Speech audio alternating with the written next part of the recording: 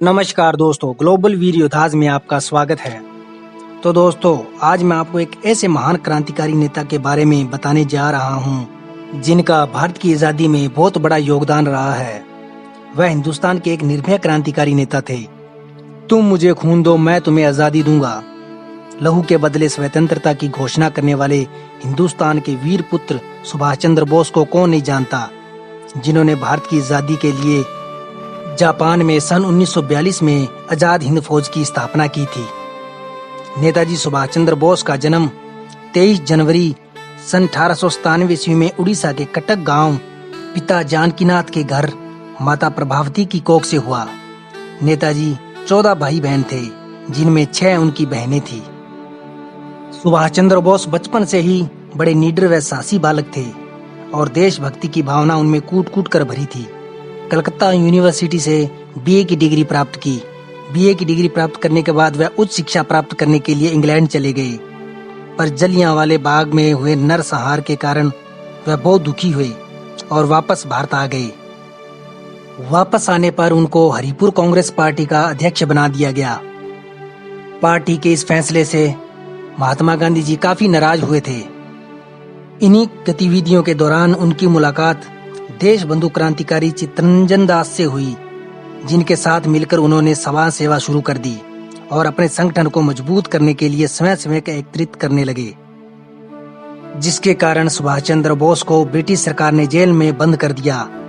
पर वहां बीमार होने पर सुभाष चंद्र बोस को 1927 में रिहा कर दिया गया। सुभाष चंद्र बोस गांधी जी की अहिंसावादी नीतियों से बिल्कुल खुश नहीं थे। वह चित्तरंजन दास को ही अपना गुरु मानते थे। उस समय नेताजी सुभाष चंद्र बोस की क्रांतिकारी गतिविधियां आग की तरह फैल रही थी, जिसके चलते ब्रिटिश सरकार ने नेताजी बोस को उनके ही घर में नजरबंद कर दिया, जहां से वह आधी रात को कड़ी निगरानी के होते हुए भी भाग निकले और पेशावर पहुंच गए, जहां से वह उत्तम चंद नाम के व्यक्ति की सहायता से जर्मन पहुंच गए। जर्मन पहुंचने के बाद वह 29 मई 1942 को जर्मन की तानाशाह नेता हिटलर से मिले, पर हिटलर ने नेताजी की कोई मदद नहीं की। इसके बाद नेताजी बोस ने जापान की ओर रुख किया। वहां के प्रधानमंत्री जनरल हिदेकी तोजो ने नेताजी बोस को मदद करने का भरोसा दिया। इसके बाद सुभाष चंद्र बोस ने 21 अक्टूबर 1942 को आजाद हिंद फौज की स्थापना की, जिसको 9 देशों से मान्यता मिली। इस फौज में औरतों को भी शामिल किया गया और जिनको झांसी की रानी रेजिमेंट का नाम दिया। उस समय नेताजी ने अपनी फौज को तुम मुझे खून दो, मैं तुम्हें आजादी दूंगा का संदेश दिया। जापान सेना के सहयोग से सेनापति सुभाष चंद्र बोस ने भारत पर आक्रमण किया, पर अंग्रेजों की फौज के भारी पड़ने पर आजाद हिंद फौज को पीछे हटना पड़ा। सुभाष चंद्र बोस भारत की स्वाधीनता के लिए निर्णायक युद्ध चाहते थे और भारत पर पूर्णता से स्वराज चाहते थे। वह अंग्रेजों से कोई प्रकार की संधि नहीं करना चाहते थे, पर महात्मा गांधी इस तथ्य से बिल्कुल सहमत नहीं थे। नेताजी सुभाष चंद्र बोस अपनी क्रांतिकारी गतिविधियों के चलते इतने लोकप्रिय हो गए थे कि घर घर में आजादी के गीत गूंजने लगे, जिससे अंग्रेज काफी भयभीत हुए।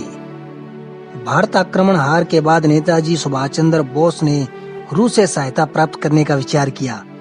उस समय रासबिहारी बोस ने नेताजी की तहे दिल से सहायता की थी, पर नेताजी सुभाष चंद्र बोस का स्वतंत्र भारत का सपना पूरा नहीं हो सका। कहा जाता है 18 अगस्त 1945 को वह रूस जा रहे थे कि ताइवान में रास्ते में तकनीकी समस्या के कारण उनका जहाज क्रैश हो गया, जिनसे नेताजी की मृत्यु हो गई। पर जांच में ताइवान सरकार का कहना है कि 1945 में उनके यहाँ कोई प्लेन क्रैश हादसा हुआ ही नहीं था। इसलिए आज तक नेताजी सुभाष चंद्र बोस की मृत्यु एक रहस्य बनी हुई है। देश प्रिय नेता सुभाष चंद्र बोस की अमूल्य शहादत को मैं शत शत नमन करता हूँ। जय हिंद, जय भारत।